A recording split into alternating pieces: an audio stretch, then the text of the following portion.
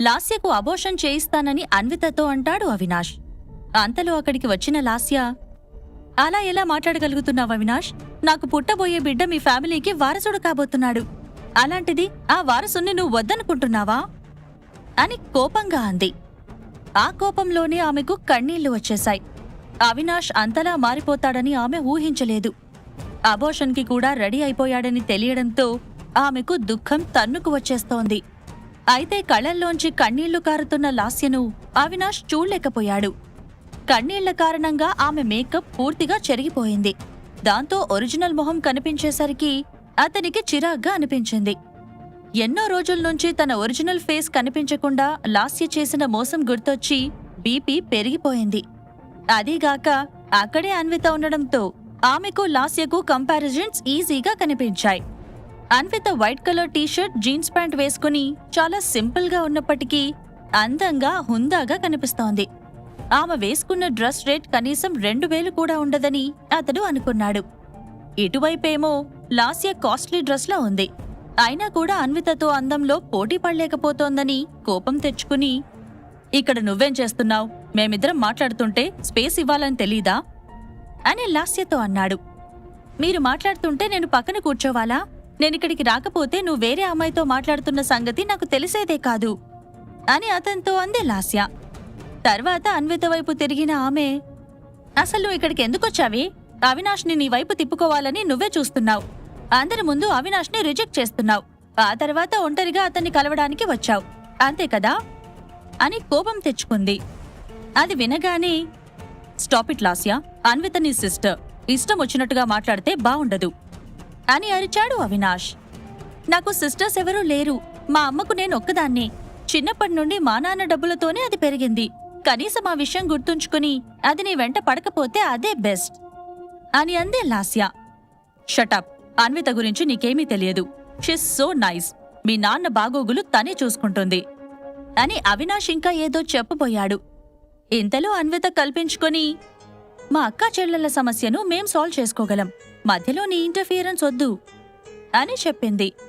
ఆ మాటను పాజిటివ్గా తీసుకున్న అవినాష్, ఎస్ ఆడవాళ్ల మధ్యలోకి నేను రాకపోవడమే కరెక్ట్. అయినా ఈ మధ్య నువ్వు చాలా మారిపోయావు. నీ ప్రాబ్లమ్స్ నువ్వే సాల్వ్ చేసుకుంటున్నావు అని అక్కడ్నుండి ఇంటి గేటు వైపు నడుస్తున్నాడు అవినాష్. కాని వాళ్ళిద్దరి మధ్య ఏం జరుగుతుందో తెలుసుకోవాలనుకున్నాడు అతడు. అయితే అతడింకా గేటు దగ్గరికి చేరుకోకముందే, ఎక్కడికి వెళ్తున్నావు అవినాష్? నీకు కొంచెం కూడా సిగ్గనిపించట్లేదా? నేను ప్రెగ్నెంట్. అన్విత గురించి నీకు తెలుసు. ఒకవేళ తనిప్పుడు నన్నేమైనా చేస్తే నేనేం కావాలి? నన్ను ప్రొటెక్ట్ చేయాల్సిన రెస్పాన్సిబిలిటీ నీది కాదా? అది చెప్పగానే తలూపుకుంటూ వెళ్ళిపోవడమేనా అని అతని దగ్గరకు వేగంగా వెళ్లి అడిగింది లాస్య. కాని ఆ విషయాన్ని అవినాష్ పెద్ద సీరియస్గా తీసుకోలేదు. నాకు అన్విత గురించి మొత్తం తెలుసు. తను ఎవ్వరికీ హాని చేయదు. తను నీకన్నా చాలా చాలా మంచిది అని అన్నాడు అవినాష్. వాళ్ళిద్దరూ అలా మాట్లాడుతుంటే ఆలోచనలో పడిపోయింది అన్విత. సానుభూతి కోసమే లాస్య అలా చేస్తుందని, అందుకే అవినాష్తో అలా మాట్లాడిందని అన్వితకు అర్థమైపోయింది. వేగంగా ఆమె దగ్గరికి వెళ్లి అవినాష్ ముందు నుండి ఆమెను కొంచెం పక్కకి లాగి, నేను లాస్యతో ఒక విషయం డిస్కస్ చేయాలని వచ్చాను. కొంచెం మా ఇద్దరిని సపరేట్గా వదిలేస్తావా అని ఆర్డర్ చేస్తున్నట్టుగా అడిగింది అన్విత. అన్విత, నువ్వు నాకేం చెప్పినా నేను వింటాను. నేను నిన్న చేసిన తప్పును ఒప్పుకుంటున్నాను. సారీ కూడా చెప్పాను. ఒకటి గుర్తుంచుకో, ఇప్పటి వరకు నేనెవ్వరి దగ్గర తలదించలేదు, సారీ చెప్పలేదు. కేవలం నీ దగ్గరే నేను తల వంచుకున్నాను. అయినా నువ్వు నన్ను యాక్సెప్ట్ చేయట్లేదు. నేనేం తప్పు చేశానని? నిన్నటి విషయం వదిలేస్తే మనిద్దరం కలిసి ఉన్నప్పుడు నేను చేసిన తప్పేంటి? బిజినెస్ మెన్ అందరూ వేరే అమ్మాయిలతో సంబంధాలు పెట్టుకుంటారు. అది చాలా కామన్. నేను కూడా అలానే మరొక అమ్మాయితో రిలేషన్లో ఉన్నాను. నిజానికి అది పెద్ద తప్పు కానే కాదు అని అన్విత తనతో ఉన్న 4 సంవత్సరాల కాలంలో ఏ తప్పు చేయలేదని చెప్పడానికి ప్రయత్నించాడు అవినాష్. ఆ మాటలకు ఆశ్చర్యపోయిన అన్విత వెంటనే పెద్దగా నవ్వేసింది. భలే మాట్లాడుతున్నావు అవినాష్. నువ్వు చేసింది తప్పు కాదు, అదే కదా నువ్వనేది. నా హస్బెండ్ నాతో మాత్రమే ఉండాలని నేను కోరుకుంటాను తప్ప మరొక అమ్మాయితో ఉండాలని అనుకోను. మోసం చేసేవాడిని నేను భర్తగా ఒప్పుకోను. మేబీ లాస్య ఒప్పుకుంటుంది కావచ్చు అని సెటైరికల్ గా అంది అన్విత. నేనెందుకు ఒప్పుకుంటాను? అసలు ఒప్పుకోను. ఇంకొన్ని రోజుల్లో నీకు వారసుని కనబోతున్నా. నువ్వు మరొకరితో అఫైర్ పెట్టుకుంటే నేను ఊరుకుంటానా అని కోపంగా అంది లాస్య. అవినాష్కు ఏం మాట్లాడాలో అర్థం కాలేదు. అతడు అన్విత వైపు లాస్య వైపు చూస్తూనే ఉన్నాడు. అన్విత మొహంలో ఒక రకమైన చిరాకును అతడు గమనించాడు. దాంతో అతడిలో అనేక అనుమానాలు కలిగాయి. అసలు అన్వితకు నా మీద కొంచెమైనా ఇష్టముందా? 4 సంవత్సరాలు నాతో కాపురం చేసింది కదా, కొంచెం ఉండే ఉంటుంది. ఆ ఇష్టాన్ని ఎలాగైనా పెంచాలి. ఎలా అని అతడు ఆలోచిస్తుండగా, అవినాష్, నేనొచ్చింది నీకోసం కాదు, లాస్యకు ఒక విషయం చెప్పడానికి వచ్చాను. నువ్వు కావాలంటే ఇక్కడుండొచ్చు, లేదంటే ఇంట్లోకి వెళ్ళొచ్చు, నీ ఇష్టం అని లాస్య వైపు తిరిగి, సురేంద్ర అంకుల్కి నువ్వు అవినాష్తో ఉంటున్నావని తెలిసిపోయింది. ఆయన ఇప్పుడు ఇక్కడికి వస్తున్నారు ఆ విషయం అడగడానికి. ఆయనకు కనబడకుండా నీ పరువు మర్యాద దక్కించుకోవాలంటే వెంటనే వెళ్లి బెడ్రూంలో దూరి డోర్ లాక్ చేసుకో. లేదంటే ఏం జరుగుతుందో నాకన్నా బాగా నీకే తెలుసు. అర్థమైందా అని చెప్పింది అన్విత. లాస్య ముఖం ఒక్కసారిగా వాడిపోయింది. అప్పటి వరకు మేకప్ చెదిరిపోయి అసహ్యంగా మారిపోయిన మొహం ఇంకా దరిద్రంగా తయారైంది. సురేంద్రబాబాయ్ ఇండియాకి ఎప్పుడొచ్చారు అని సడన్ గా అడిగింది లాస్య. చాలా రోజులైపోయింది. చంద్రం బాబాయికి బాగోలేదని తెలియగానే వెంటనే వచ్చేశాడు. అందరూ నీలాగా ఉండరు కదా, సొంత నాన్న తొందరగా చనిపోవాలని అనుకోరు కదా, అందుకే తన అన్నయ్యని బ్రతికించుకోవడానికి ఆయన వచ్చేశాడు అని లాస్యను గుచ్చుతున్నట్లుగా అంది అన్విత. అయినా కూడా లాస్య రెస్పాండ్ అవ్వలేదు. ఇప్పుడు ఆమె మెదడంతా మొద్దుబారిపోయింది. ఆలోచనలన్నీ సురేంద్ర బాబాయ్ మీదే ఉన్నాయి. చంద్రం, సురేంద్ర ఇద్దరు పర్సనాలిటీస్ డిఫరెంట్ గా ఉంటాయి. చంద్రం ఏ విషయాన్నైనా తేలికగా తీసుకుంటే, సురేంద్ర మాత్రం తనకు అన్యాయం జరిగితే అస్సలు ఊరుకోడు. విపరీతమైన కోపం తెచ్చుకుంటాడు. అవతలి వాళ్లు ఎంతవారైనా సరే వాళ్లతో పోట్లాట పెట్టుకుంటాడు. ఇప్పుడు ఆ విషయమే లాస్యను భయపెడుతోంది. సురేంద్ర బాబాయ్ ఇక్కడికి వచ్చి రచ్చరచ్చ చేస్తే అవినాష్ ఫ్యామిలీలో తన పరువు పోతుందని ఆమె ఆలోచిస్తోంది. అంతలో, ఇంకా ఏం ఆలోచిస్తున్నావు? బాబాయ్ ఏ క్షణంలోనైనా ఇక్కడికి రావచ్చు. నేను షార్ట్కట్లో వచ్చాను కాబట్టి తొందరగా రీచ్ అయ్యాను. నువ్వు తొందరగా బెడ్రూంలోకి వెళ్ళిపో అని అంది అన్విత. వెంటనే ఆలోచనల్లోంచి బయటకు వచ్చిన లాస్య మరోవైపు చూడకుండా ఫాస్ట్గా గేటు వైపు పరిగెత్తింది. అలా పరిగెత్తడం చూసి అన్వితకు నవ్వొచ్చింది. ఏదైనా ఇంటికి దొంగతనానికి వెళ్తే కుక్కలు వెంటపడినట్లు, హోటల్లో డబ్బులు కట్టకుండా భోజనం చేసి డబ్బులు అడిగితే తప్పించుకుని పారిపోయినట్లు వేగంగా పరిగెడుతోంది లాస్య. గుమ్మం నుండి వేగంగా లోపలికి వెళ్తున్న లాస్య సడన్ గా గుమ్మంలో నుండి వస్తున్న భారతికి డాష్ ఇచ్చింది.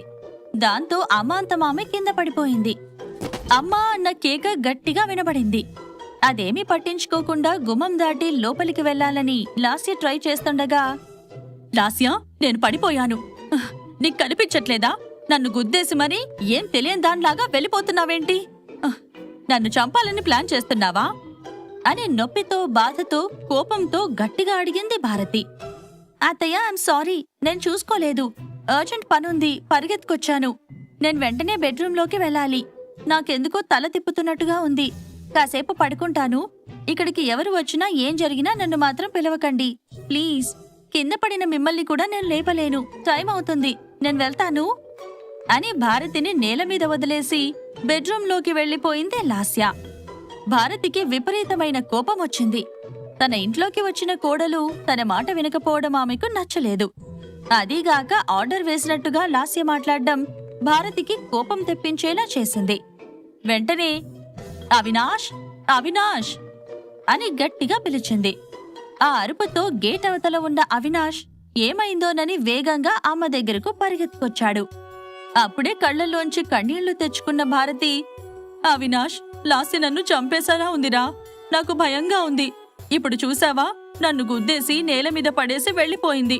నడుము, కాలికి, చేతులకు దెబ్బలు తగిలాయి. అయినా పట్టించుకోకుండా వెళ్లిపోయింది అని కావాలని ఏడుస్తూ చెప్పింది.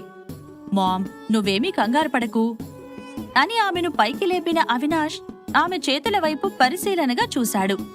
ఎలాంటి గాయాలు కనిపించలేదు. దాంతో ఆమె అబద్ధం చెబుతుందని గుర్తించి, ఎందుకలా మాట్లాడుతున్నావమ్మా? తనేదో కంగారులో నీకు డాష్ ఇచ్చినట్టు ఉంది. కావాలని ఎందుకు చేస్తుంది? నువ్వే ప్రతిదానికి ఏదేదో ఊహించుకుంటున్నావు అని అన్నాడు అవినాష్. భారతికి ఆశ్చర్యంగా అనిపించింది. ఇప్పటి వరకు తనేం చెప్పినా అవినాష్ నో చెప్పలేదు. తను చెప్పిన ప్రతిదీ నమ్మేవాడు. అలాంటిది ఈసారి నమ్మకపోవడంతో మరింత ఏడుపు నటిస్తూ, నువ్వు కూడా నన్ను నమ్మడం లేదు. నువ్వే చూడు, బిడ్డ పుట్టిన తర్వాత ఆ లాస్య నిన్ను చంపేస్తుంది. నువ్వు ఇంట్లో ఉన్నప్పుడు లాస్య బిహేవియర్ వేరేలా ఉంటుంది. ఇంట్లో లేకపోతే చాలా యాటిట్యూడ్ చూపిస్తుంది, కానీ ఆ విషయం నీకు తెలియదు అని చెప్పింది భారతి. మామ్, ఇంట్లో అన్విత ఉన్నప్పుడు కూడా నువ్వు ఇలానే చేశావు. తను నువ్వు చెప్పిన ప్రతి మాట వినేది, అయినా నీ మాట వినట్లేదని నా దగ్గర కంప్లైంట్ చేశావు అని నెమ్మదిగా అన్నాడు అవినాష్. అంటే ఏంట్రా, నేను అబద్ధం చెప్తున్నానా? నువ్వు నన్ను నమ్మడం లేదా? నిన్ను కన్న తల్లిని, నేను చెప్తున్న మాటలు నమ్మడం లేదా? అంతేరా, అంతే అని ఏడుస్తుండగా అక్కడికి అన్విత వచ్చింది. ఆమెను చూసిన అవినాష్, అన్విత, అమ్మను హాల్లోకి తీసుకువెళ్దాం, హెల్ప్ చేస్తావా అని అడిగాడు. అతడలా అడుగుతున్నా చూస్తూ ఉండిపోయింది తప్ప ఇంచు కూడా అక్కడ్నుంచి కదలట్లేదు అన్విత. దాంతో, అన్విత, చెప్తుంది నీకే అర్థం కావట్లేదా? నీ హస్బెండ్ చెప్పిన మాట కూడా వినవా? నీ అత్తయ్యను హాల్లోకి తీసుకెళ్లడానికి హెల్ప్ చేయలేవా అని కోపం తెచ్చుకుంది భారతి. ఆంటీ, మీరు నాకు అత్తయ్య కాదు, ఆ విషయం ముందు మీరు గుర్తించాలి. ఎప్పుడైతే డైవర్స్ తీసుకుందామని మీ అబ్బాయి నాతో అన్నాడో అప్పుడే మీకు నాకు బంధం తెగిపోయింది. మీ కోడలతో అన్ని పనులు చేయించుకోవాలనే ఆలోచన మీకుంటే వెంటనే బెడ్రూంలో ఉన్న లాస్యను కిందకి పిలవండి, ఆమెతో అన్నీ చేయించుకోండి, నాకెలాంటి ప్రాబ్లం లేదు అని ఆమెకు ఆన్సర్ చేసింది అన్విత. నువ్వు నా కోడలు కాకపోతే ఇక్కడెందుకున్నావు? నా ఇంట్లో చిచ్చు పెట్టడానికొచ్చావా? అనవసరమైన గొడవలతో నాకు హార్ట్అటాక్ వస్తే ఎవరిది రెస్పాన్సిబిలిటీ? అసలే నా బీపీ పెరిగిపోయింది, ఇప్పుడు నాకు ఏమైనా అయితే అని అంది భారతి. బీపీనా మీకు? మీరు మర్చిపోయినట్టున్నారు, లాస్ట్ టైం తిరుపతికి వెళ్ళినప్పుడు కాలినడకన వెళ్లి దర్శనం చేసుకున్నారు. ఆ మెట్లెక్కి నేను అలసిపోయాను, కానీ మీరు అలసిపోలేదు. అలాంటి మీకు సడన్ గా బీపీ పెరిగిందా? అది నన్ను నమ్మమంటారా అని అడిగింది అన్విత. చూసావారా అవినాష్, అదెలా మాట్లాడుతుందో? నేను తిరుపతి వెళ్తే దానికేంటి? నేనేమైనా దాని డబ్బులతో వెళ్ళానా? నా కొడుకు సంపాదించిన డబ్బులతో తిరుపతి దేవుణ్ణి దర్శనం చేసుకున్నాను అని అంది భారతి. అన్విత చెప్తున్న దానికి భారతి చెప్పిన దానికి సంబంధం లేదని అవినాష్ గుర్తించాడు. టాపిక్ డైవర్ట్ చేయడంలో ఆడవాళ్లను మించిన వాళ్లు లేరని అతడు అనుకున్నాడు. అందుకే ఏమీ సమాధానం చెప్పకుండా వాళ్ల మాటలను వింటూనే ఉన్నాడు. అతడలా సైలెంట్గా ఉండడంతో, అన్విత అన్ని మాటలంటుంటే చూస్తూ ఎలా ఊరుకుంటున్నావ్రా? కింద పడ్డ నన్ను కనీసం పైకి లేపడానికి రావట్లేదంటే దాని క్యారెక్టర్ ఏంటో అర్థం చేసుకో. మనింట్లో ఉన్నప్పుడు కూడా ఇది ఇలాగే ఉండేది. వెంటనే దానికి డైవర్స్ ఇచ్చేయి, వీలైనంత తొందరగా డైవర్స్ ఇవ్వు, లేకపోతే నా ఆస్తినంతా ఏదైనా అనాథాశ్రమానికి రాసిచ్చేస్తాను అని కోపంగా అంది భారతి. చాలమ్మా, అనవసరంగా గొడవలు వద్దు. అంతకు ముందు కూడా ఇలాంటి అబద్ధాలు నువ్వు చాలా చెప్పావు, నేను చాలా విన్నాను, నమ్మాను. ఇప్పుడు కూడా మళ్ళీ అలానే బిహేవ్ చేస్తున్నావు. ఇంకా ఎన్ని రోజులిలా చెప్తావ్ అని అన్నాడు అవినాష్. భారతి కోపం పెరిగిపోయింది. అప్పటిదాకా ఏడుపు నటించిన ఆమె విపరీతమైన కోపం తెచ్చుకొని, ఇప్పుడు నాకర్థమైంది, నువ్వు దాన్ని ఇష్టపడుతున్నావు, అంతే కదా? కనీసం మనింట్లో పని మనిషిగా కూడా పనికిరాని దాన్ని నువ్వు ఇష్టపడుతున్నావు. అందుకే నేను చెప్తున్న మాటలకు అడ్డుపడుతున్నావు. అర్థమైంది. ఇక ఈ ఇంట్లో నువ్వో నేనో ఒకరే ఉండాలి. ఇప్పుడు సీరియస్గా అడుగుతున్నాను, ఒక్క మాటలో ఆన్సర్ ఇచ్చేయి. ఒకవేళ నువ్వు అన్విత వెంట వెళ్లాలనుకుంటే ఆస్తి మొత్తాన్ని వదిలేసి వెళ్ళిపో అని అంది భారతి. ఇప్పుడు అవినాష్ ఏం చేస్తాడు? అన్విత ఏమంటుంది? సురేంద్రబాబాయ్ ఎక్కడికి వెళ్లాడు? ఈ ప్రశ్నలకు సమాధానాలు తెలుసుకోవాలంటే నెక్స్ట్ ఎపిసోడ్ వినాల్సిందే. క్రింద ఇచ్చిన లింక్ ని క్లిక్ చేసి పాకెట్ ఎఫ్ఎం యాప్ ని ఇన్స్టాల్ చేసుకోండి. Stay tune to pocket FM.